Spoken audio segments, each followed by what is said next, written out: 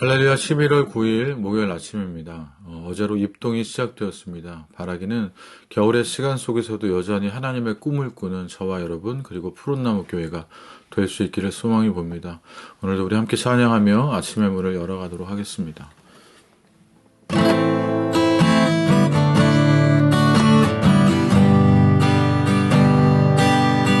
주가 보이신 생명의 길 나 주님과 함께 상한 마음을 들이며 주님 앞에 나아가리 나의 의로움이 되신 주 그 이름 예수 나의 길이 되신 이름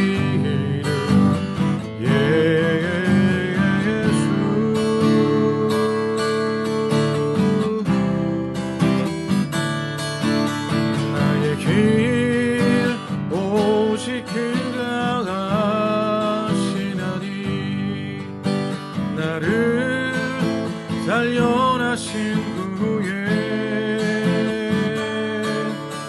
내가 정금같이 나오리라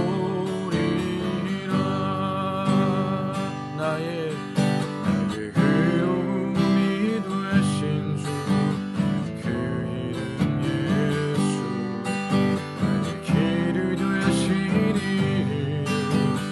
이름 예수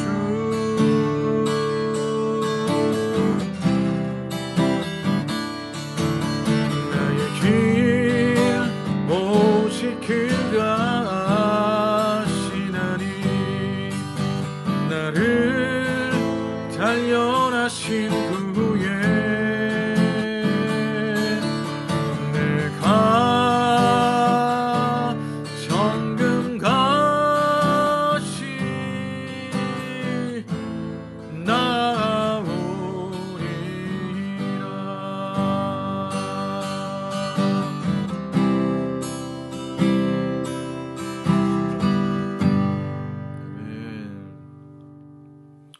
겨울이 지나면 봄이 옵니다. 주님께서 우리를 겨울을 지나 봄 안에 정금같이 만들어 주기를 소망합니다. 어제 말씀과 동행하는 하루의 본문인 사무엘상 8장을 통해서 왕을 달라는 이스라엘 백성을 보았습니다. 이스라엘 백성들은 자신들도 다른 나라들과 같이 왕을 요구했습니다. 자신들을 다스리며 자신들 앞서 자신들의 싸움을 싸울 왕을 요구했습니다. 이에 하나님께서 백성들의 요구를 허락하셨습니다. 그런데 하나님은 그들의 요구대로 왕을 주시지만 이방의 왕과 같은 왕을 주시지는 않았습니다. 물론 그들의 요구를 일부 충족시켜 주시기도 하셨지만 하나님은 다른 나라와 같은 왕을 세우는 방식이 아닌 하나님께서 택하시고 기름을 붓고 성령을 주셔서 왕을 세우십니다. 오늘 본문의 1절과 2절의 말씀입니다. 베냐민 지파에 기스라 이름하는 유력한 사람이 있으니 그는 아비엘의 아들이요 스롤의 손자요 베고라스의 증손이요 아베의 현손이며 베냐민 사람이더라. 기스에게 아들이 있으니 그의 이름은 사울이라. 준수한 소년이라. 이스라엘 자손 중에 그보다 더 준수한 자가 없고 키는 모든 백성보다 어깨 위만큼 더 컸더라. 베냐민 지파에 기스라는 유력한 사람의 아들 사울이 있었습니다. 이 사울은 용모가 준수한데 이스라엘 중에 그와 같이 준수한 자가 없었다고 합니다. 또 그 키가 모든 백성들의 어깨 위에 있었다고 합니다. 유력한 사람의 아들 사울. 그는 성경이 말하듯 준수한 자였습니다. 게다가 키도 큰 사람이었습니다. 이스라엘 백성들이 원하는 외적인 조건입니다. 그런데 성경에서 키가 큰 자들에 대해서 나오는 것은 사울 이외에 이스라엘 백성들 가운데는 없습니다. 키가 크다고 나오는 자들은 다 이방인들이었습니다. 아낙 자손, 르브암 자손, 가드 사람 골리앗입니다. 세상에 힘 있는 왕을 요구하는 이스라엘 백성의 마음에 들 만큼 키 크고 잘생긴 사람 사울이 바로 그였습니다. 3절과 4절을 읽어보면 이렇습니다. 사울의 아들이 기스와 암나기들을 잃고 그의 아들 사울에게 이르되 너는 일어나 한 사원을 데리고 가서 암나기들을 찾으라 하매 그가 에브라임 산지와 살리사 땅을 두루 다녀 보았으나 찾지 못하고 사알림 땅으로 두루 다녀 보았으나 그곳에는 없었고 베냐민 사람의 땅으로 두루 다녀 보았으나 찾지 못하니라. 사울의 아버지 기스는 암나기를 잃어버리자 그의 아들 사울에게 한 사환을 데리고 암나기를 찾아오라고 가르칩니다. 이스라엘 여러 곳을 다녀보았지만 암나기를 찾지 못하였습니다. 사울은 잃은 암나기를 찾기 위하여 이스라엘 땅을 돌아보았는데 이것은 자신이 알지도 못하는 사이에 자신이 다스릴 땅을 돌아보게 된 것이며 동시에 이 사건을 통하여 사무엘을 만나게 됩니다. 이 내용을 보면 사울은 사무엘을 만날 생각이 전혀 없었습니다. 그런데 잃어버린 나귀를 찾아 나서게 되었고 돌아가려고 하는데 사환의 말을 듣고 사무엘을 만나게 됩니다. 이 모든 일들이 다 하나님께서 사울을 사무엘에게 인도하시는 일입니다. 하나님의 치밀한 계획입니다. 저와 여러분의 삶 가운데 우연히 일어나는 일들이 있을까요? 우리가 보기에는 우연히 일어나는 일로 보이지만 역사는 하나님의 계획 가운데 진행됩니다. 예레미야 10장 23절을 새 번역으로 읽어보겠습니다. 주님, 사람이 자기의 운명의 주인이 아니라는 것을 제가 이제 깨달았습니다. 아무도 자기 생명을 조종하지 못한다는 것도 제가 이제 알았습니다. 우리들의 걸음이 우리에게 달려있지 않다는 사실을 분명히 말씀합니다. 그렇다면 우리가 걷는 걸음들 속에서 왜 이렇게 힘들고 어려운 일들이 많이 생기는 것일까요? 이런 항의가 나올 것입니다. 그런 일들을 통하여 하나님께서 원하시는 뜻은 자아의 해체입니다. 자아의 죽음입니다. 내 뜻이 있기에 힘들고 어려운 것입니다. 주님은 고난을 통해서 우리의 자아를 허무시고 내 뜻이 아닌 하나님의 뜻으로 사는 형통을 허락하십니다. 이제 10절부터 14절입니다. 사울이 그 사원에게 이르되 네 말이 옳다 가자 하고 그들이 하나님의 사람이 있는 성읍으로 가니라. 그들이 그 성읍을 향한 비탈길로 올라가다가 물 기르러 나오는 소녀를 만나 그들에게 묻되 선견자가 여기 있느냐 하니 그들이 대답하여 이르되 있나이다. 보소서 그가 당신보다 앞서갔으니 빨리 가소서. 백성들이 오늘 산당에서 제사를 드리므로 그가 오늘 성읍에 들어오셨나이다. 당신들이 성읍으로 돌아가면 그가 먹으러 산당에 올라가기 전에 곧 만나리이다. 그가 오기 전에는 백성이 먹지 아니하나니 이는 그가 재물을 축사한 후에야 청합을 받은 자가 먹음이니이다. 그러므로 지금 올라가소서 곧 그를 만나리이다 하는지라. 그들이 성읍으로 올라가서 그리로 들어갈 때에 사무엘이 마침 산당으로 올라가려고 마주 나오더라. 이제 사무엘이 있는 성읍으로 향하여 갑니다. 그때 물 길러 나오는 소녀들을 만나서 선견자가 어디에 있느냐고 물으니 선견자가 당신들보다 앞서 갔으니 빨리 따라가라고 합니다. 오늘 산당에서 제사를 드림으로 성읍에 들어왔는데 선견자가 축사한 후에야 청함을 받은 자들이 먹는다고 합니다. 이 당시에는 중앙 성소가 없었기 때문에 산당에서 제사를 드렸습니다. 여기에 대하여 성경은 아직 어떠한 평가를 내리지는 않습니다. 그 말을 듣고 성읍으로 들어가는데 마침 사무엘이 산당으로 향하여 가기 위하여 마주치게 됩니다. 사울이 사무엘에게 오기 전에 여호와 하나님께서는 사무엘에게 이미 알려주셨습니다. 베냐민 땅에 한 사람을 내게로 보낸다고 하십니다. 그러므로 나귀가 집을 나간 것도 우연히 나간 것이 아니라 하나님의 말씀에 순종하여 나귀는 집을 나가야 했던 것입니다.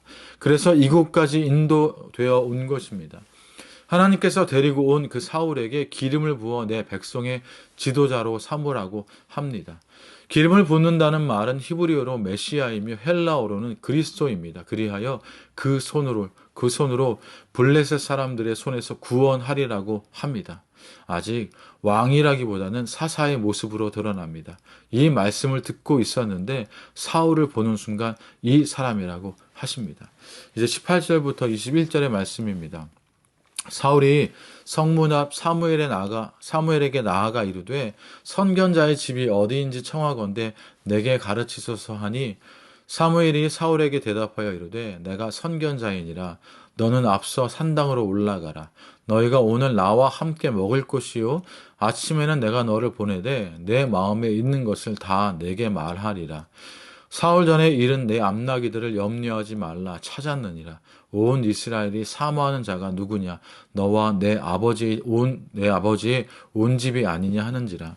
사울이 대답하여 이르되 나는 이스라엘 지파의 가장 작은 지파 베냐민 사람이 아니니까 또 나의 가족은 베냐민 지파 모든 가족 중에서 가장 미약하지 아니하나이까 당신은 어찌하여 내게 이같이 말씀하시나이까 하니.